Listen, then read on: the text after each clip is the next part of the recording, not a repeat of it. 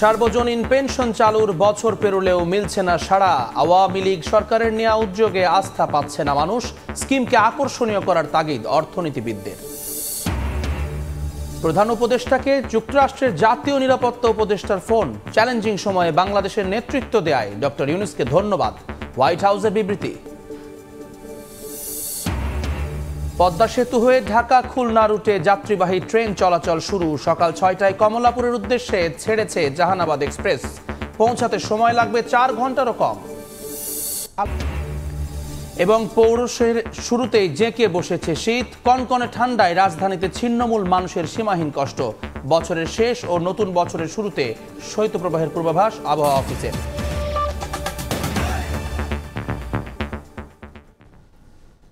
সকালের সময়ের সঙ্গে আছে আমি জুম্মান সাদিক জ্যাভলিন। সার্বজনীন পেনশন স্কিম চালুর বছর পেরোলেও মিলছে না আশানুরূপ সাড়া। কর্তৃপক্ষ বলছে আওয়ামী লীগ সরকারের পতনের পর এটি আরও ঝিমিয়ে পড়েছে।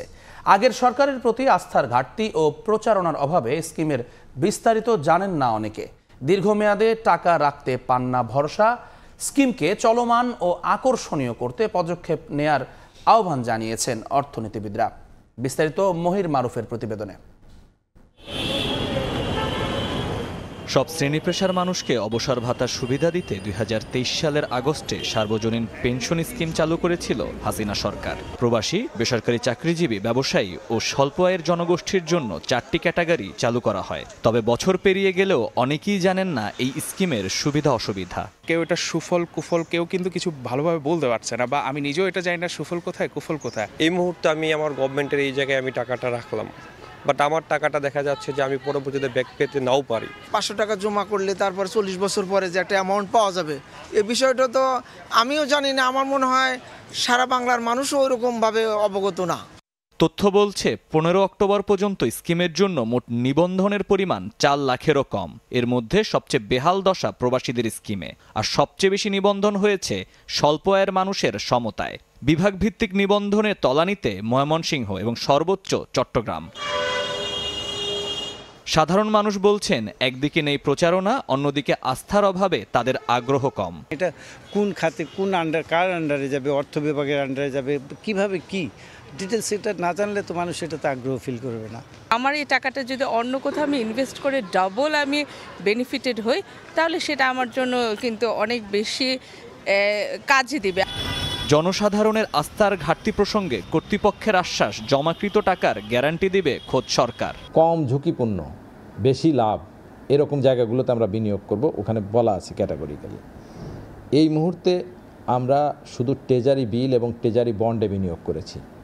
যেহেতু এটা গভর্নমেন্ট গ্যারান্টেড প্রোগ্রাম, সুতরাং মানুষের মধ্যে কোনো দ্বিধাদ্বন্দ্ব কিংবা সংশয় থাকার কোনো সুযোগ আছে বলে আমরা মনে করি না। অন্তর্বর্তীকালীন সরকারকে এ ব্যাপারে উদ্যোগ নেওয়ার আহ্বান জানিয়েছেন সিপিডির এ অর্থনীতিবিদ। স্বল্প আয়ের মানুষদের জন্য বিশেষ স্কিম, এগুলো কিন্তু ধারণাগতভাবে ভালো। সে আস্থা দেওয়ার দায়িত্বটা কিন্তু বর্তমান অন্তর্বর্তীকালীন সরকারের উপরেই বর্তাবে, এবং তারা যদি সেটা দিতে পারেন এবং পরবর্তীতেও যে রাজনৈতিক সরকার আসবেন তাদের পক্ষ থেকেও যদি এ ধরনের ধারাবাহিকতাটার মেনটেন করার একটা অঙ্গীকার থাকে, তখন কিন্তু মানুষ উৎসাহী হবে। মানুষের মাঝে এই স্কিম নিয়ে সর্বাত্মক সচেতনতা বাড়াতে সক্ষম হলে সরকারের সামাজিক নিরাপত্তার দায় অনেকটাই মিটবে বলে মত সংশ্লিষ্টদের। মহির মারুফ, সময় সংবাদ, ঢাকা। চ্যালেঞ্জিং সময়ে বাংলাদেশকে নেতৃত্ব দেয়ায় প্রধান উপদেষ্টা ডক্টর মোহাম্মদ ইউনূসকে ধন্যবাদ জানিয়েছেন মার্কিন জাতীয় নিরাপত্তা উপদেষ্টা জ্যাক সুলিভান। স্থানীয় সময় সোমবার হোয়াইট হাউসের ওয়েবসাইটে প্রকাশিত এক বিবৃতিতে বলা হয়, বাংলাদেশের অন্তর্বর্তী সরকারের প্রধানের সঙ্গে ফোনালাপ হয়েছে সুলিভানের। এ সময় ধর্ম বর্ণ নির্বিশেষে সব মানুষের মানবাধিকারের প্রতি সম্মান প্রদর্শন ও তা সুরক্ষার ক্ষেত্রে নিজেদের প্রতিশ্রুতি ব্যক্ত করেন তারা। সমৃদ্ধ, স্থিতিশীল ও গণতান্ত্রিক বাংলাদেশের জন্য যুক্তরাষ্ট্রের সমর্থন পুনর্ব্যক্ত করেছেন জ্যাক সুলিভান। বাংলাদেশ যেসব চ্যালেঞ্জের মুখোমুখি হবে সেগুলো মোকাবেলায় যুক্তরাষ্ট্রের অব্যাহত সমর্থনের কথাও বলেন তিনি। পদ্মা সেতু হয়ে ঢাকা খুলনা রুটে যাত্রীবাহী ট্রেন চলাচল শুরু হয়েছে। সকাল ৬টায় ঢাকার উদ্দেশ্যে খুলনা ছেড়েছে জাহানাবাদ এক্সপ্রেস ট্রেন। এর আগে ট্রেনে ওঠার সময় যাত্রীদের ফুল দিয়ে শুভেচ্ছা জানান রেলওয়ের মহাপরিচালক। ট্রেনটি কমলাপুর স্টেশনে 3.25 ঘন্টায় পৌঁছানোর কথা। প্রথম ট্রেনে যাত্রা করতে পেরে উচ্ছ্বসিত দক্ষিণাঞ্চলের যাত্রীরা। তারা বলছেন এর মধ্য দিয়ে দীর্ঘদিনের অপেক্ষার অবসান হলো।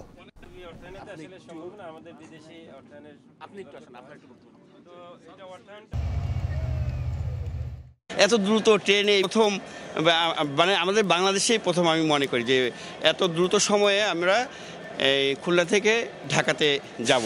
ভীষণ এক্সাইটিং নিঃসন্দেহে, তবে প্রত্যাশা থাকবে যে সব ধরনের সিকিউরিটি যেন এনশিওর করা যায়। 3 ঘন্টা অথবা 4 ঘন্টার ভিতরে যে ঢাকায় যাব, এটা আমাদের দক্ষিণবঙ্গের মানুষের জন্য বিশাল বড় একটা পাওয়া। এটা আমরা আসলে কল্পনাও করিনি যে আমরা এত ভালো একটা সুবিধা পাবো।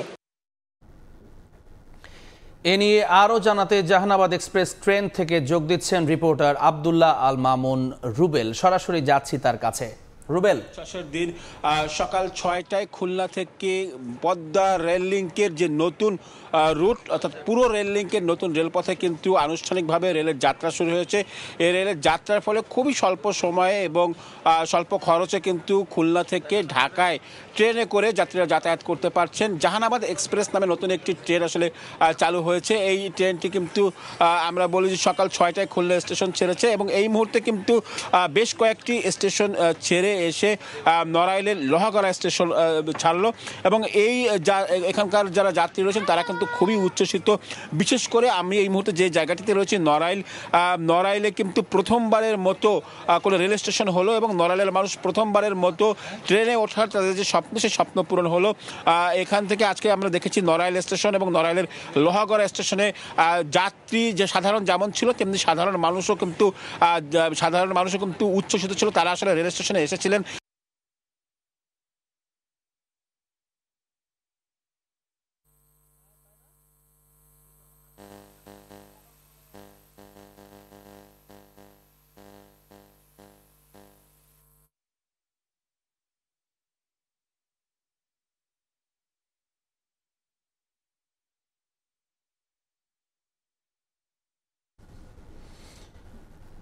যান্ত্রিক ত্রুটির জন্য আমরা সংযোগটি হারিয়ে ফেলেছি।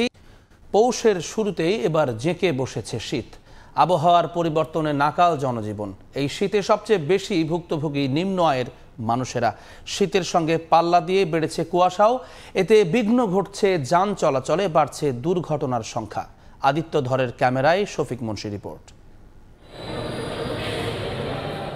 চট্টগ্রাম থেকে পারিবারিক কাজে ঢাকা এসেছিলেন শাহাদাত হোসেন। রাতেই ছিল ফিরতি ট্রেন। স্টেশনে আসতে দেরি করায় মিস হয়েছে সেটি। রাত গভীর হওয়ায় যাওয়ার জায়গা নেই অন্যত্র।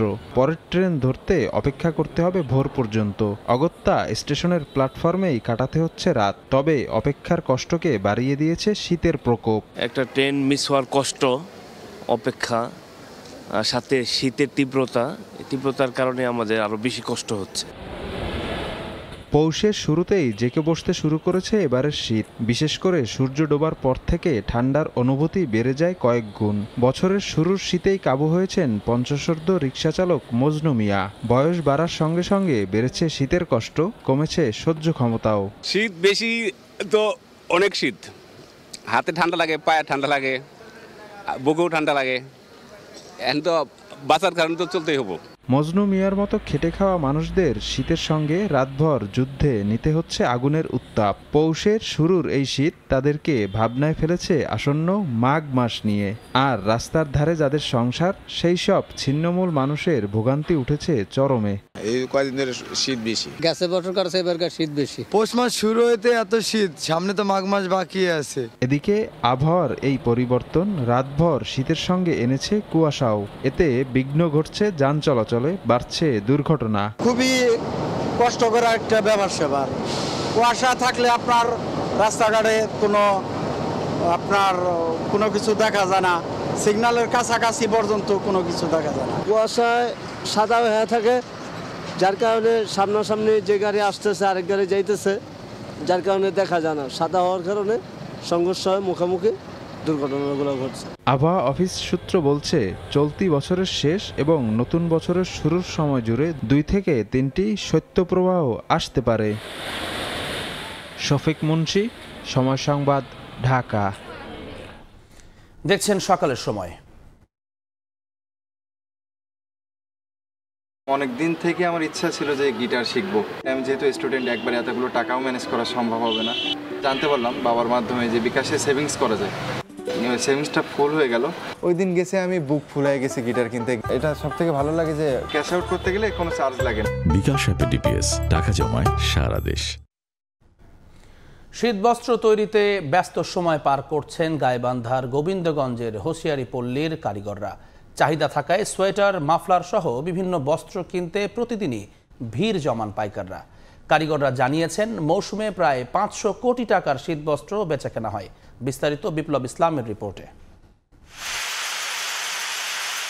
সকাল থেকে সন্ধ্যা খটখট শব্দে মুখর থাকে পুরো গ্রাম। কেউ চরকায় সুতো কাটছে, কেউ বা ব্যস্ত রং করতে, আবার অনেক কারখানায় ঘুরছে আধুনিক মেশিনের চাকা।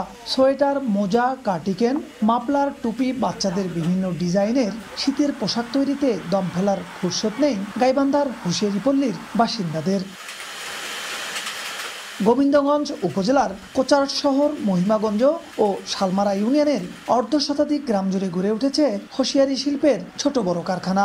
শীত মৌসুমে বেকার থাকে না কেউ। সরকারি ব্যাংক বা বিভিন্ন ব্যাংক যদি অল্প সুদে যদি মনে করেন এখানে হুঁশিয়ারি ব্যবসাদের যদি ঋণ দিত, তাহলে এই ব্যবসাটা আরও মনে করেন বেশি হইতো আমাদের এলাকায়। রাস্তাটা একটু কার্পেটিং হলে বা সরবরাহ হলে আমাদের কাঁচামালগুলো আনা নেওয়ার জন্য খুবই সুবিধাজনক হবে। লোডশেডিংটা যদি কম হতো তাহলে আরও ব্যবসায় উন্নতি হতো। এ শিল্পের উন্নয়নে সব ধরনের চেষ্টা করা হচ্ছে বলে জানিয়েছে বিসিক কর্তৃপক্ষ। তাদেরকে আমরা বিভিন্ন ধরনের ট্রেনিং এবং আমাদের যে বিসিকের আর্থিক সহায়তাটা আছে, এটা আমরা প্রায় 50 জনকে ঋণ সহায়তা দিয়েছি। গোবিন্দগঞ্জে প্রায় 1300 হোসিয়ারি কারখানা গড়ে উঠেছে। এসব কারখানায় প্রতি শীত মৌসুমে প্রায় 500 কোটি টাকার শীতবস্ত্র কেনা বেচা হয়। বিপ্লব ইসলাম, সময় সংবাদ, গাইবান্ধা। জলবায়ু পরিবর্তনের ফলে কৃষকদের উৎপাদনে নিতে হচ্ছে নতুন নতুন চ্যালেঞ্জ। নতুন রোগবালায়ে একদিকে যেমন খরচ বাড়ছে, অন্যদিকে প্রভাব পড়ছে উৎপাদনেও। এমন পরিস্থিতিতে মাঠ পর্যায়ে কৃষি বিভাগকে কতটা পাশে পাচ্ছেন কৃষক? অনেকের অভিযোগ, ওয়ার্ডের দায়িত্বে থাকা উপসহকারী কৃষি কর্মকর্তাদের কাছ থেকে পরামর্শ তো দূরের কথা, অনেকেই তাদের চিনেন না। তবে সার্বক্ষণিক কৃষকদের পাশে থাকার দাবি রংপুরের কৃষি বিভাগের। শাকিল মাহমুদের ক্যামেরায় নাজমুল ইসলাম নিশাতের রিপোর্ট। রংপুর বিভাগের সবথেকে বেশি আবাদি জমির পরিমাণ মিঠাপুকুর উপজেলায়। এখানে বছরে আলু সহ বিভিন্ন ধরনের সবজি উৎপাদনের পরিমাণ গড়ে 5 লাখ মেট্রিক টন। তবে সাম্প্রতিক সময়ে জলবায়ু পরিবর্তনের প্রভাবে নানা ধরনের চ্যালেঞ্জ মোকাবিলা করতে হচ্ছে কৃষকদের। লতিফপুর ইউনিয়নের 5 নং ওয়ার্ডের কৃষক শহীদুল ইসলাম জানান, আবহাওয়া পরিবর্তনের কারণে একই জাতের বেগুন গাছে 2 রঙের বেগুন ফলছে।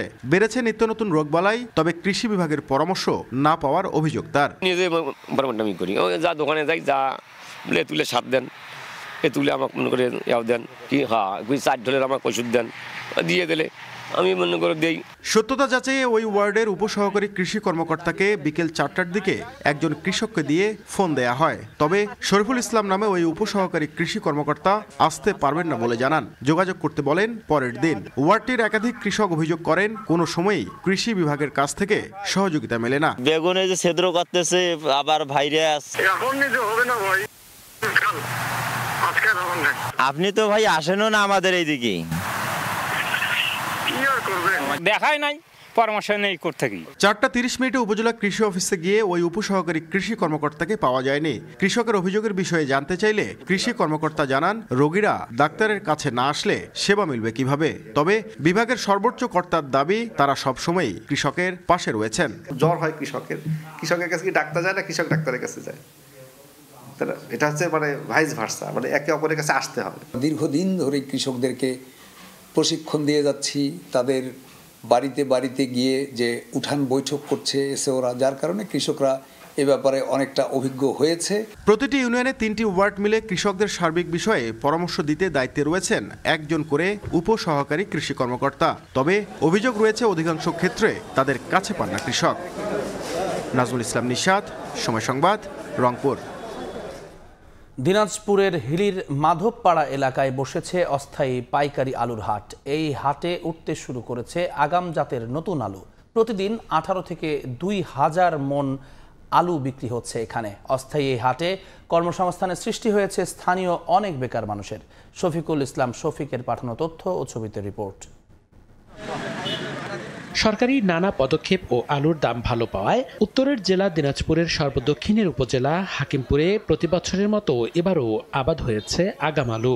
এসব আলু আগাম উঠায় মাধবপাড়া এলাকায় গড়ে উঠেছে অস্থায়ী পাইকারি আলুর হাট, যেখানে কৃষক সরাসরি কোনো ঝামেলা ছাড়াই খুব সহজেই তাদের উৎপাদিত আলু বিক্রি করতে পারেন পাইকারদের কাছে। এছাড়াও গুনতে হয় না ইজারার টাকা। আলুর ভালো দাম পেয়ে খুশি কৃষক। এখানে আমি আলু বেচতে আসি, এখানে দাম একটু সুবিধা, এই কারণে আলুটা নিয়ে আসলাম। জমির থেকে নিয়ে এসে বিক্রি করতেছি, টাকাও ভালো পাচ্ছি আমরা এখানে। গ্রামের কৃষকেরা আসে শাসনদে আলু বিক্রি করে যথেষ্ট পরিমাণ নিরাপত্তার সহিত। এদিকে আলুর মান ভালো হওয়ায় দক্ষিণাঞ্চলের বিভিন্ন জেলা থেকে পাইকাররা আসছেন এই হাটে। প্রতিদিন প্রায় 10 থেকে 15 ট্রাক আলু যাচ্ছে দেশের বিভিন্ন স্থানে। এখানে প্রতিদিন 15-20 টাকা করে ট্রাক লোড হয় আলু। কোনো রকম ঝুট ঝামেলা ছাড়াই এখানকার যারা কৃষকরা আছে তারা স্বাচ্ছন্দ্যে আলু বেচা কেনা করতে পারে। এখানে রোমান আলু কিনলাম 2100-2250 টাকা মন, আর ক্যারেজ আলু কিনলাম হচ্ছে 2000-2050-2100 টাকা মন। আলু আবাদে কৃষকদের সব ধরনের সহযোগিতার কথা জানায় কৃষি বিভাগ। আবহাওয়া অনুকূলে থাকায় এবং উপজেলা কৃষি অফিসের ব্লক পর্যায়ে যে প্রচারণা সেগুলোর কারণে কিন্তু আমাদের হাকিমপুর উপজেলায় চলতি মৌসুমে আগাম আলুর ফলন অনেক ভালো হয়েছে। হাকিমপুর উপজেলায় এবছর 1042 হেক্টর জমিতে আলু আবাদ হয়েছে। সময় সংবাদ, হিলি। রংপুরের গঙ্গাচড়া উপজেলা সদর থেকে আলম বিদিতর ইউনিয়নের দক্ষিণ পশ্চিমাঞ্চলের মানুষকে বিচ্ছিন্ন করে রেখেছে ঘাঘট নদী। যাতায়াতের জন্য নদীতে কোনো ব্রিজ না থাকায় নিত্যদিনের ভোগান্তির শিকার হচ্ছেন কয়েক ইউনিয়নের প্রায় 30,000 বাসিন্দা। সমস্যা সমাধানে উদ্যোগ নেয়ার আশ্বাস উপজেলা নির্বাহী কর্মকর্তার। তারিকুল ইসলামের ছবিতে রেদওয়ান হিমেলের রিপোর্ট। রংপুরের গঙ্গাচড়া উপজেলার ডাঙ্গি পাইকান, প্রামাণিকপাড়া ও ফুলবাড়ি চওড়াসহ বিভিন্ন এলাকার মানুষ ঘাঘট নদীর কুটিরঘাট দিয়ে যাতায়াত করেন। একটি সেতুর অভাবে নদী পারাপারে চরম ভোগান্তিতে শিক্ষার্থী সহ এলাকাবাসী। প্রতি বছর বর্ষাকালে নিজেদের অর্থায়নে বাঁশের সাঁকো তৈরি করলেও যাতায়াতে অধিক চাপে সাঁকোটি 2 থেকে 3 মাসের বেশি স্থায়ী হয় না, ফলে বছর জুড়েই থাকে দুর্ভোগ। আমাদের চলার মতো কোনো পথ নাই। আবার যদি রাস্তায় হাঁটতে যাই, আবার এই পক্ষে 6 কিলো, এই পক্ষে 3 কিলো, 9 কিলো জায়গা আমাকে আপ ডাউন করতে হয়। ছাত্রছাত্রীরা স্কুল কলেজে যাইতে পারতেছে না ঠিকভাবে, লেখাপড়া দিক দিয়ে পিছিয়ে আছি আমরা। বাইরের থেকে যে আত্মীয় স্বজন করতে চাই তো ওরা আসি চলে, রাস্তাঘাটে যোগাযোগ কম, এই জন্য গাড়ি ঘোড়া চলে না, আসি না, এই জন্য ঘুরি যায়। কথাবার্তা শোক হয়েছে, এখন ওই যে ব্রিজ নেই দেখি আর আত্মীয় করে নেই। এদিকে দ্রুত ব্রিজ নির্মাণে ব্যবস্থা নেওয়ার আশ্বাস উপজেলা নির্বাহী কর্মকর্তার। খুব দ্রুত এটার বিষয়ে কার্যকর ব্যবস্থা গ্রহণ করব, যেন এখানে একটি ব্রিজ নির্মাণের যে প্রক্রিয়া সেটা শুরু হয়, যার মাধ্যমে এই যে অসংখ্য মানুষ এইটার মাধ্যমে চলাচল করে, এটার যেন একটা স্থায়ী সমাধান পায়, সেই জন্য আমরা আমাদের পক্ষ থেকে যে কার্যক্রম সে কার্যক্রম গ্রহণ করব। ব্রিজ না থাকায় উপজেলা শহর থেকে ইউনিয়নটিতে যাতায়াতে অতিরিক্ত 20 কিলোমিটার ঘুরতে হচ্ছে স্থানীয়দের। যাতায়াতের ভোগান্তিতে থাকা প্রায় 30,000 মানুষের ভরসা নিজেদের অর্থায়নে এই বাঁশের সাঁকো। এলাকাবাসী এই কষ্ট দূর করতে একটি সেতু নির্মাণের দাবি জানিয়ে আসছেন দীর্ঘ 50 বছর ধরে। রেদওয়ান হিমেল, সময় সংবাদ, রংপুর। কুড়িগ্রামের মানুষের দীর্ঘদিনের প্রতীক্ষিত চিলমারী নদী বন্দরের উন্নয়ন কাজ শুরু হলেও এখনও সম্পন্ন হয়নি ভূমি অধিগ্রহণ। এই পরিস্থিতিতে দ্রুত ভূমি অধিগ্রহণ সহ উন্নয়ন কাজ শেষে বন্দরটি সচল করার দাবি এলাকাবাসী সহ ব্যবসায়ীদের। এদিকে 10 একর জমির মধ্যে মাত্র 2.5 একর অধিগ্রহণ হলেও বাকি 7.5 একর জমি অধিগ্রহণ প্রক্রিয়ায় আটকে আছে জেলা প্রশাসন। জামিল মিয়ার ছবিতে বাদশা সৈকতের রিপোর্ট। প্রায় 2 যুগ আগে জৌলুস হারিয়েছে ব্রিটিশ আমলের ঐতিহ্যবাহী চিলমারির বন্দর। শুধু পারাপারের নৌকা ছাড়া রংপুর বিভাগের একমাত্র এ বন্দরে বর্তমানে নেই কোনো মালবাহী জাহাজ বা শ্রমিকের হাঁকডাক। 2016 সালে উদ্বোধনের পর কুড়িগ্রামের চিলমারী উপজেলার রমনাঘাটে ব্রহ্মপুত্র নদের পারে সম্প্রতি অধিগ্রহণ করা 2.5 একর জমিতে যাত্রী ছাউনি সহ দেয়াল নির্মাণের কাজ শুরু করেছে বন্দর কর্তৃপক্ষ। কিন্তু এখনও অধিগ্রহণের বাইরে রয়েছে বন্দরের জন্য নির্ধারিত 10 একর জমির মধ্যে আরও 7.5 একর জমি। বন্দরটি সচল হলে কর্মসংস্থানের পাশাপাশি প্রসার ঘটবে ব্যবসারও। বন্দরের কাজটা মানে রানিং ভাবে করা যায় তাহলে আমাদের যারা আমরা ভুক্তভোগী আছে তাদের কাজের একটা সংস্থান হবে। যদি বন্দর চালু হয়ে যায় তাহলে একটু ব্যবসা বাণিজ্য ভালো হবে, ব্যবসায়ীরা বিভিন্ন মালামাল নামাবে এবং কি বিভিন্ন ব্যবসা বাণিজ্যর পাশাপাশি অনেক লোকের কর্মসংস্থান খুলবে জায়গা। ব্যবসায়ীরা জানান বন্দরটি চালু হলে ভারত, ভুটান, নেপাল ও পাকিস্তানের সঙ্গে নদীপথে কম খরচে খুলবে ব্যবসার নতুন দ্বার। এই নৌবন্দরটি চালু হলে জিনিসপত্র খুব সহজ মূল্যে পাওয়া যাবে। কাজেই এই নৌবন্দরটি চালু করার জন্য অধিগ্রহণ ব্যবস্থা তড়িৎ গতিতে নেওয়া হোক। এদিকে বন্দরের বাকি 7.5 একর জমি অধিগ্রহণের কাজ প্রক্রিয়াধীন বলে জানান জেলা প্রশাসক। আমরা প্রত্যাশা করি অতি দ্রুত সময়ে এটারও কার্যক্রম শেষ হবে এবং অতি সত্বর আমরা চিলমারী নদী বন্দরটাকে নতুন রূপে পাবো। চলতি বছরের শুরুর দিকে 336 কোটি টাকা ব্যয়ে শুরু হয় বন্দর উন্নয়নের কাজ, আর শেষ হওয়ার কথা রয়েছে 2025 সালের ডিসেম্বরে। বাদশা সৈকত, সময় সংবাদ, কুড়িগ্রাম। পঞ্চগড়ে 17 কিলোমিটার রেল পথে রয়েছে 9টি লেভেল ক্রসিং, যার 8টিতেই নেই কোনো গেট বা গেটম্যান। অরক্ষিত এসব লেভেল ক্রসিংয়ে ঝুঁকি থাকলেও নেই কোনো নিরাপত্তা ব্যবস্থা। স্থানীয়দের অভিযোগ, দুর্ঘটনা ঘটলেও টনক নড়ে না কর্তৃপক্ষের। মনিরুল ইসলামের তোলা ছবিতে সোহাগ হায়দরের রিপোর্ট। এক পাশে রেল লাইনের উপর দিয়ে দ্রুত গতিতে ছুটছে ট্রেন, অন্য পাশ দিয়ে সে লাইন দিয়ে পারাপার হচ্ছেন মানুষ সহ বিভিন্ন যানবাহন। তবে জীবনের ঝুঁকি থাকলেও নেই কোনো নিরাপত্তা ব্যবস্থা। নিত্যদিনের এ চিত্র পঞ্চগড়ের 17 কিলোমিটার রেলপথের 9টি লেভেল ক্রসিংয়ের, যার মধ্যে 8টিতে নেই কোনো গেট ও গেটম্যান। অরক্ষিত লেভেল ক্রসিং দিয়ে চলাচল করায় প্রতি বছর দুর্ঘটনা ঘটলেও টনক নড়ে না কর্তৃপক্ষের। অনেক ক্রসিংয়ের পাশে বিদ্যালয়, বাজার সহ গুরুত্বপূর্ণ স্থাপনা থাকলেও নামমাত্র নোটিশ টানিয়ে রেল বিভাগ দায় সারছে বলে অভিযোগ স্থানীয়দের। গেটের দরকার এবং গেটম্যানের দরকার, কারণ এইখানে আশেপাশে আমাদের অনেক দুর্ঘটনা ঘটে। বাচ্চা কাচ্চা আছে, সবসময় রেল লাইনে আসে, আমরা বাসায় কাজ কাম করি, বুঝতে পারি না যে বাচ্চা কখন আসে না আসে। ট্রেন আসলে বোঝা যায় না, গাড়িতে আসি গাড়ির শব্দ, ট্রেনের শব্দ তো আর আমরা বুঝতে পারি না ওইভাবে। এখানে আসে গাড়ির ইঞ্জিন খারাপ হয়ে গেছে, 2 চাকা ওই পাশে 2 চাকা এই পাশে, গাড়ি এখানে লড়তে পারে না আর গাড়িটা লাগে গেছে। তবে জনবল সংকটের কথা জানিয়েছে রেল কর্তৃপক্ষ, বলছে সমস্যার সমাধানে ব্যবস্থা নেওয়া হবে। আমাদের তো লোকবলের স্বল্পতা আছে, এজন্য হয় না। আমাদের পর্যায়ক্রমে এই নিয়োগটা হবে, গেটম্যানের নিয়োগও হবে। অনেকগুলো ক্যাটাগরি আমাদের অনুমোদন হয়েছে, এগুলা নিয়োগ করা হবে পর্যায়ক্রমে। বর্তমানে ঢাকা পঞ্চগড় রুটে 3 জোড়া ও পঞ্চগড় রাজশাহী রুটে 1 জোড়া এবং পঞ্চগড় সান্তাহার রুটে 1 জোড়া আন্তঃনগর ট্রেন নিয়মিত চলাচল করছে। সোহাগ হায়দার, সময় সংবাদ, পঞ্চগড়।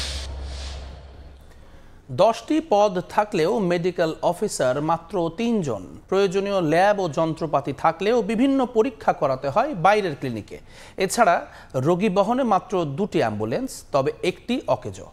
এমন বেহাল দশায় দীর্ঘদিন ধরে খুঁড়িয়ে খুঁড়িয়ে চলছে দিনাজপুর 250 শয্যা বিশিষ্ট জেনারেল হাসপাতাল। কর্তৃপক্ষ বলছে চিকিৎসক সংকটের কারণে বিশেষ সেবা দেয়া সম্ভব হচ্ছে না।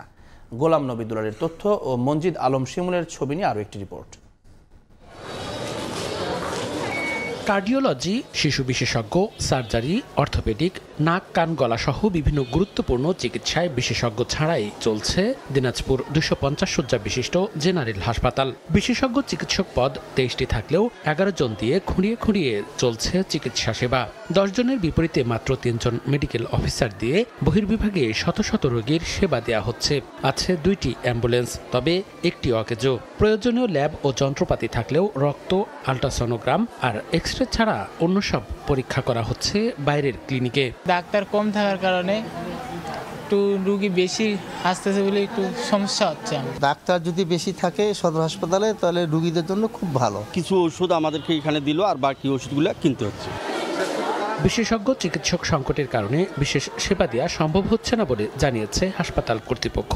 আমাদের অধিকাংশ বিভাগে বিশেষজ্ঞ চিকিৎসকের অভাব আছে, এখানে রোগীরা চিকিৎসা সেবাগুলো থেকে বঞ্চিত হচ্ছে। বিশেষ করে বিশেষজ্ঞ চিকিৎসক এবং মেডিকেল অফিসার এবং একটা অ্যাম্বুলেন্স খুব বেশি প্রয়োজন। হাসপাতালটিতে 60টি পদের বিপরীতে চিকিৎসক রয়েছেন 33 জন। সময় সংবাদ, দিনাজপুর। ঠাকুরগাঁওয়ে খেজুর গাছ থেকে রস সংগ্রহে ব্যস্ততা বাড়ছে গাছিদের। গাছে ঝুলিয়ে রাখা মাটির হাঁড়িতে রস সংগ্রহের পর বাগানেই তৈরি করা হচ্ছে সুস্বাদু গুড়। শীতে পিঠাপুলি তৈরিতে খেজুর রসের খাঁটি গুড় কিনতে প্রতিদিন বাগানে ভিড় করছেন ক্রেতা ও ব্যবসায়ীরা। বিস্তারিত জিয়াউর রহমান বেকুলের রিপোর্টে। কুয়াশার চাদর মারিয়ে কাকডাকা ভরে গাছে গাছে গাছিরা চলছে খেজুর রস সংগ্রহের কাজ। হাড়ি নামিয়ে একত্র করে বড় পাত্রে জাল দেওয়া হয় রস। ধোয়া ওঠা গরম রস ঠান্ডা হলে শুরু হয় গুড় তৈরির প্রক্রিয়া। ঠাকুরগাঁও সদর উপজেলার নারগুন এলাকার বাগানে শীত জুড়ে গুড় উৎপাদন করছেন গাছিরা। প্রতি কেজি বিক্রি হচ্ছে 300 টাকা। চাহিদা থাকায় সুস্বাদু গুড় কিনতে দূর দূরান্ত থেকে ছুটে আসেন ব্যবসায়ীরা। জাল দিয়ে গুড় তৈরি করি এবং আমরা 3 কোয়ালিটির গুড় এখানে আমরা তৈরি করি। শীত বাড়লে রসটা বাড়বে, তো আমরা পরবর্তীতে গুড়টা আমরা চাহিদা মেটাতে পারবো। ইয়ের চোখে দেখা যাচ্ছে যে ওরা রস দিয়ে গরম করে সেটা আর কি জাল দিয়ে গুড় বানাচ্ছে। মনে যে একটা আক্ষেপ যে আমরা অরিজিনাল গুড়টা পাচ্ছি, সেটা আসলে এখান থেকে পাচ্ছি আর কি, চোখে দেখে গুড়টা নিতে পারতেছি। খাঁটি গুড় নিশ্চয়তায় সব ধরনের ব্যবস্থা নেওয়ার কথা জানিয়েছে উপজেলা প্রশাসন। বাগানি যারা রয়েছেন তাদের সঙ্গে আমরা নিয়মিত বসছি, কথা বলছি। কোনো ধরনের ভেজাল তারা না করেন, কোনো ধরনের ইমপিউরিটিস যেন তারা এখানে মিশাতে না পারেন সেই বিষয়ে তাদেরকে সচেতন করা সহ নিয়মিত মনিটর করা হয়। বাগানে গড়ে প্রতিদিন 750 লিটার রস সংগ্রহ হয়। বিক্রির পর অবশিষ্ট রস দিয়ে গুড় উৎপাদন হয় 60 থেকে 70 কেজি। জিয়াউর রহমান বকুল, সময় সংবাদ, ঠাকুরগাঁও। মালদ্বীপের কারাগারে আটক বাংলাদেশি বন্দি বিনিময় চুক্তি প্রায় চূড়ান্ত পর্যায়ে পৌঁছেছে। এই চুক্তি কার্যকর হলে খুব দ্রুত বন্দীদের দেশে প্রত্যর্পণ করা হবে বলে জানান মালদ্বীপে নিযুক্ত বাংলাদেশের ভারপ্রাপ্ত হাইকমিশনার। খন্দকার ওমর ফারুকের তথ্য ও ছবিতে রিপোর্ট। বিভিন্ন অপরাধে মালদ্বীপের কারাগারে আটক রয়েছেন প্রায় 100 বাংলাদেশি। এসব বন্দীদের দেশে ফিরিয়ে নিতে বাংলাদেশ ও মালদ্বীপের মধ্যে বন্দি বিনিময় চুক্তি প্রায় চূড়ান্ত পর্যায়ে বলে জানিয়েছেন দেশটিতে নিযুক্ত বাংলাদেশ হাই কমিশনার। এই চুক্তি কার্যকর হলে আবেদনের ভিত্তিতে সাজাপ্রাপ্ত বন্দীরা দেশে ফিরে সাজার বাকি মেয়াদ পার করতে পারবেন বলে জানান তিনি। সম্প্রতি ভারপ্রাপ্ত হাই কমিশনারের সঙ্গে সাক্ষাৎ করেন মালদ্বীপের ইমিগ্রেশন কন্ট্রোলার জেনারেল ও কারা কর্মকর্তা। এ সময় তাকে দেশটিতে প্রবাসী বাংলাদেশিদের যেসব মামলা চলমান আছে তা দ্রুত সম্পন্ন করা সহ ছোটখাটো কোনো অপরাধে মামলা না করে তাদেরকে দেশে ফেরত পাঠানোর অনুরোধ জানানো হয়। এছাড়া মামলা পরিচালনায় আর্থিক সংগতি নেই এমন প্রবাসীদের জন্য রাষ্ট্রের পক্ষ থেকে আইনজীবী প্রদানের অনুরোধ জানান বাংলাদেশ হাই কমিশনার। যখনই দেশ থেকে আসবেন, এয়ারপোর্টে যারা আসবেন, অপরিচিত কারোর কোনো প্যাকেজ বা কিছু নেবেন না, কারণ এই মাদকের মামলায় যারা এয়ারপোর্টে বিভিন্ন কারণে মাদক সহ ধরা পড়েছেন, এরকম কয়েকজন রয়েছেন, তারা আমাদেরকে বলেছেন যে তারা এটি জানেন না এর ভিতরে কী ছিল, কিন্তু কেউ তাদেরকে এটি দিয়ে দিয়েছে এবং তারা নিয়ে এসেছেন। আমরা কিন্তু চাইলে এটি থেকে আমরা সচেতন হলে আমরা এই ধরনের যে বিষয়গুলি থাকে সেটি থেকে আমরা রক্ষা পেতে পারি। আর একটি বিষয় হচ্ছে তুচ্ছ কারণে নিজেদের মধ্যে মারামারি। আপনারা জানেন মালদ্বীপের আইন অনুযায়ী মারামারি কিন্তু একটি কঠিন শাস্তিমূলক অপরাধ। বিশেষ করে আপনার যদি কোনো মারামারির কারণে রক্ত বের হয় সেক্ষেত্রে কিন্তু এখানে এটি খুব সিরিয়াসলি দেখা হয়। সেজন্য আমরা অনুরোধ করব যে কোনো কারণেই হোক বিরোধ থাকলে সেটি আমরা শান্তিপূর্ণ উপায়ে সমাধানের চেষ্টা করব। বেশিরভাগ প্রবাসী মাদক, মারামারি ও শিশু নির্যাতন অপরাধে আটক রয়েছেন। এসব অপরাধমূলক কর্মকাণ্ডে না জড়িয়ে প্রবাসীদের সচেতনতার সঙ্গে কাজ করার আহ্বান জানান হাই কমিশনার। সময় সংবাদ, মালদ্বীপ। এবার গ্রিনল্যান্ডের নিয়ন্ত্রণ নেয়ার ইচ্ছা পোষণ করেছেন নবনির্বাচিত মার্কিন প্রেসিডেন্ট ডোনাল্ড ট্রাম্প। জাতীয় নিরাপত্তা ও বিশ্বজুড়ে স্বাধীনতার স্বার্থে যুক্তরাষ্ট্রের কাছে গ্রিনল্যান্ডের মালিকানা ও নিয়ন্ত্রণ থাকা প্রয়োজন বলে মনে করেন তিনি। শুধু ডোনাল্ড ট্রাম্প নয়, বরং 150 বছরের বেশি সময় ধরে গ্রিনল্যান্ড কেনার চেষ্টা করছে যুক্তরাষ্ট্র। মার্কিন নির্বাচনে জয়ের পর থেকেই একের পর এক সিদ্ধান্ত ও বক্তব্য দিয়ে প্রতিনিয়ত আলোচনায় আছেন ডোনাল্ড ট্রাম্প। কিছুদিন আগে কানাডার প্রধানমন্ত্রী জাস্টিন ট্রুডোর কাছে দেশটিকে যুক্তরাষ্ট্রের অঙ্গরাজ্য করার প্রস্তাব দেন। ট্রাম্প মজার ছলে বললেও বিষয়টি মোটেও হালকাভাবে নেয়নি কানাডার জনগণ। অবৈধ অভিবাসীর ঢল ঠেকাতে ব্যর্থ হলে 25% শুল্ক আরোপের হুমকির পর ট্রাম্পের এমন বক্তব্য অটোয়ার রাজনৈতিক ভারসাম্যেও ব্যাপক প্রভাব ফেলেছে। কানাডা নিয়ে বিতর্কিত মন্তব্যের পর পানামা খাল পুনর্দখলের হুমকি দেন ট্রাম্প। আন্তর্জাতিক বাণিজ্যে গুরুত্বপূর্ণ এই খালটির শুল্ক কমানো না হলে যুক্তরাষ্ট্র তা পুনরায় দখল করবে বলে হুমকি দেন নবনির্বাচিত মার্কিন প্রেসিডেন্ট। যদিও জবাবে পানামার প্রেসিডেন্ট জানান এই খাল ও তার আশেপাশের প্রতি বর্গ কিলোমিটার এলাকার উপর শুধুমাত্র পানামারই অধিকার রয়েছে। এবার ট্রাম্পের নতুন নিশানায় গ্রিনল্যান্ড। ডেনমার্কের কাছ থেকে গ্রিনল্যান্ডের নিয়ন্ত্রণ নেওয়ার ইচ্ছা পোষণ করেছেন তিনি। মার্কিন সংবাদ মাধ্যম এক্সিওস জানায়, স্থানীয় সময় রোববার পেপ্যালের সহ প্রতিষ্ঠাতা কেন হাওয়ারিকে ডেনমার্কে মার্কিন রাষ্ট্রদূত হিসেবে মনোনীত করার সময় গ্রিনল্যান্ডকে মার্কিন নিয়ন্ত্রণে আনার ইচ্ছা প্রকাশ করেন ট্রাম্প। ট্রুথ সোশ্যালে ট্রাম্প জানান, জাতীয় নিরাপত্তা এবং বিশ্বজুড়ে স্বাধীনতার স্বার্থে মার্কিন যুক্তরাষ্ট্র মনে করে গ্রিনল্যান্ডের মালিকানা ও নিয়ন্ত্রণের প্রয়োজনীয়তা অনেক। তবে এবারই প্রথম নয়, আগের মেয়াদেও ট্রাম্প এই ইচ্ছা পোষণ করেছিলেন। সেই সময় ড্যানিশ কর্মকর্তারা বলেন তাদের স্বায়ত্তশাসিত অঞ্চল বিক্রির জন্য নয়। পাল্টা প্রতিক্রিয়ায় ট্রাম্প ডেনমার্কে তার রাষ্ট্রীয় সফর বাতিল করেছিলেন। শুধু ট্রাম্প নয়, বরং 1867 সাল থেকে গ্রিনল্যান্ড কেনার চেষ্টা করে যাচ্ছে ওয়াশিংটন। গ্রিনল্যান্ড উত্তর আমেরিকার মহাদেশের অংশ, তবে এর ইউরোপের সঙ্গে ঘনিষ্ঠ ভূরাজনৈতিক সম্পর্ক রয়েছে। এটি ডেনমার্কের মাধ্যমে ইইউ ব্লকের সঙ্গে সম্পর্কিত একটি ওভারসিজ টেরিটরি হিসেবে ইউরোপীয় তহবিল পেয়ে থাকে। মালিহা সুহরাওয়ার্দী, সময় সংবাদ। জাপানের হোক্কাইডো দ্বীপে ব্যাপক তুষারপাত হয়েছে। এতে স্থবির হয়ে পড়েছে জনজীবন। রাস্তায় বরফের পুরু স্তর জমে যাওয়ায় ব্যাহত হচ্ছে যান চলাচল। কিছু সড়কে গাড়ি চলছে অত্যন্ত সতর্কভাবে। প্রয়োজন ছাড়া ঘরের বাইরে বের হচ্ছেন না সাধারণ মানুষ। দেশটির আবহাওয়া অফিস জানিয়েছে, দ্বীপটির উত্তরাঞ্চলে 50 সেন্টিমিটার পর্যন্ত তুষারপাত রেকর্ড করা হয়েছে। ঝড়ের সতর্কতা জারি করা হয়েছে।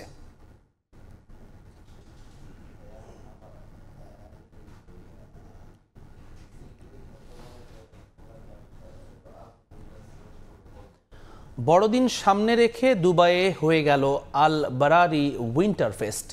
ছোট বড় সবার জন্যই ছিল নানা আয়োজন। পরিবার নিয়ে ক্রিসমাসের আয়োজন উপভোগ করেন স্থানীয় বাসিন্দা ও পর্যটকরা।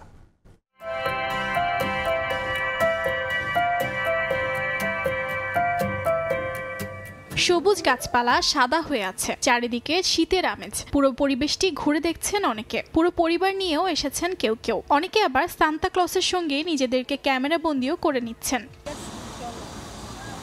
সান্তা ক্লস, বিশাল আকারের Christmas tree, train, ice skating সবকিছু এক জায়গাতে নিয়ে আসা হয় বড়দিনকে কেন্দ্র করে। চমৎকার এই আয়োজনটির নাম আল বারারি উইন্টার ফেস্ট। দুবাইয়ে বড়দিন উপলক্ষে ভিন্ন ধর্মী এই ফেস্টটির আয়োজন করা হয়। আল বারারি উইন্টার ফেস্টে কৃত্রিম বরফ ব্যবহার করে সুসজ্জিত করা হয়, পাশাপাশি করা হয় আলোকসজ্জাও। কয়েকটি তুষার মানবেরও দেখা মিলছে এখানে। বিশেষ এই উৎসবটিতে শিশু থেকে শুরু করে সব বয়সীদের জন্য বিনোদনমূলক অনুষ্ঠানের ব্যবস্থা করা হয়। আমরা অনেক মজা করেছি, পাশাপাশি পুরো জায়গাটি ঘুরে দেখেছি। আমরা ট্রেনে ঘুরেছি, সান্তার সঙ্গে দেখাও করেছি। এটি আমাদের জন্য একটি অভিনব অভিজ্ঞতা। এখানে বাচ্চা এবং বড়দের জন্য অনেক কিছু রয়েছে। দুবাই জাতি বা ধর্ম নির্বিশেষে সব ধরনের উৎসবের আয়োজন করে থাকে বলে জানায় আল বারারি উইন্টার ফেস্টের আয়োজকরা। 2 সপ্তাহ ব্যাপী চলা এই উৎসবটি রোববার শেষ হয়। উর্জিতা শাহজিন, সময় সংবাদ। ঢাকা মেট্রো নাকি রংপুর বিভাগ, কোন দলের ঘরে যাবে শিরোপা? এনসিএল টি20 ফাইনালে নিষ্পত্তি হবে সেই প্রশ্নের। ফেভারিট তকমা একপাশে ঠেলে দুই দলই ফাইনালে মোমেন্টামের খোঁজে। হেড টু হেডেও সমানে সমান দুই ফাইনালিস্ট। সিলেট আন্তর্জাতিক ক্রিকেট স্টেডিয়ামে ম্যাচ শুরু হবে দুপুর 12:30টায়। সিলেট থেকে দিগেন সিংহের ছবিতে সাব্বির মিথুনের প্রতিবেদন। সোনালী ট্রফির পাশে নাইম শেখ আর আকবর আলী আন্ডারডগ হলেও যাদের নেতৃত্ব যোগ্য দল হিসেবে ফাইনালে তুলেছে মেট্রো আর রংপুরকে। এখন অপেক্ষা শ্রেষ্ঠত্বের। বিজয়ের মুকুট কার মাথায় উঠবে এমন প্রশ্নে সাবধানে দুই অধিনায়ক। টি20তে আমার মনে হয় না যে বড় টিম ছোট টিম বলে কোনো কথা আছে, কারণ টি20তে খুব অল্প সময়ের খেলা, মোমেন্টাম যারা ধরে রাখতে পারবে তারাই আসলে ভালো রেজাল্ট করবে। ছোট টিম বড় টিম নাই, টি20তে মোটামুটি সব টিমই আপনি ইন্ডিভিজুয়াল ডেতে যারা ভালো খেলবে মাঠে তারাই রেজাল্ট পাবে। 8 দলের টুর্নামেন্টে সবচেয়ে কম ম্যাচ হারের তালিকায় সমানে সমান ঢাকা আর রংপুর। ওই হারটাও এসেছে একে অন্যের বিপক্ষে। দুই ফাইনালিস্টের তৃতীয়বারের সাক্ষাতের আগে তাই একে অন্যের দুর্বলতাও জানে। সে কথা মাথায় রেখেই তারা লাক্কাতুরায় নামবে শিরোপা অভিযানে। ওর দিক থেকে আমার টিম নিয়ে ক্লিয়ার, ও জানে যে আমার স্ট্রেন্থ কোথায়। আমিও ডেফিনেটলি জানি যে ওর স্ট্রেংথ কোথায়, তো চেষ্টা থাকবে ওই জায়গাটাতে রাইট ডেলিভার করার জন্য। অবশ্যই আমরা আমাদের স্ট্রেংথ এবং উইকনেসের জায়গাগুলো জানি, তো চেষ্টা থাকবে ওই মাঠে প্রপার এক্সিকিউট করার। যদিও ফাইনালের আগে বড় চিন্তার কারণ সিলেটের উইকেট টানা খেলায় কিছুটা ছন্দ হারিয়েছে, তবে মাঝে বিরতি থাকায় শিরোপা নির্ধারণী ম্যাচে স্পোর্টিং উইকেটের প্রত্যাশা দুই অধিনায়কের। ফাইনালে দর্শক খরাও কাটবে বলে বিশ্বাস তাদের। আজকে খুব ভালো গোল উঠেছে, তো আমি হোপফুল যে আরেকটু ভালো বেটার উইকেট আমরা পাবো এবং মানে আরেকটু ভালো স্কোর হবে। আশা থাকবে অবশ্যই, যেহেতু ফাইনাল গেম, যদি কিডসগুলো যদি চলে আসে তাহলে আমার মনে হয় যে অনেক তারাও এনজয় করতে পারবে, আমাদের জন্য আমরাও খেলে আরেকটু উপভোগ করতে পারবো খেলাটা। প্রথম দল হিসেবে ফাইনালে ওঠায় রংপুর বিশ্রাম পেয়েছে 2 দিন। অন্যদিকে টানা 2 ম্যাচ খেলে একদিনের বিরতি শেষে ট্রফির লড়াইয়ে নামতে হবে নাইম শেখদের। প্রায় 13 দিনের মাঠের লড়াই শেষে এখন অপেক্ষা চ্যাম্পিয়নের। ফাইনালে কে জিতবে, ঢাকা নাকি রংপুর, সেই প্রশ্ন এখন সামনে এসে দাঁড়িয়েছে। অপেক্ষা মাঠের পারফরমেন্সে, যেখানে ফাইনালে অপোনেন্টকে বধ করে ট্রফিটা নিজের করে নিতে চায় ঢাকা কিংবা রংপুর। সিলেট আন্তর্জাতিক ক্রিকেট স্টেডিয়াম থেকে সাব্বির মিথুন, সময় সংবাদ, সিলেট। সকালের সময়ের শীর্ষ সংবাদগুলো জানিয়ে দিচ্ছে আরেকবার। সার্বজনীন পেনশন চালুর বছর পেরোলেও মিলছে না সাড়া। আওয়ামী লীগ সরকারের নেয়া উদ্যোগে আস্থা পাচ্ছে না মানুষ। স্কিমকে আকর্ষণীয় করার তাগিদ অর্থনীতিবিদদের। প্রধান উপদেষ্টাকে যুক্তরাষ্ট্রের জাতীয় নিরাপত্তা উপদেষ্টার ফোন। চ্যালেঞ্জিং সময়ে বাংলাদেশের নেতৃত্ব দেয়ায় ডক্টর ইউনূসকে ধন্যবাদ, হোয়াইট হাউসের বিবৃতি। পদ্মা সেতু হয়ে ঢাকা খুলনা রুটে যাত্রীবাহী ট্রেন চলাচল শুরু। সকাল 6টায় কমলাপুরের উদ্দেশ্যে ছেড়েছে জাহানাবাদ এক্সপ্রেস। পৌঁছাতে সময় লাগবে 4 ঘন্টারও কম।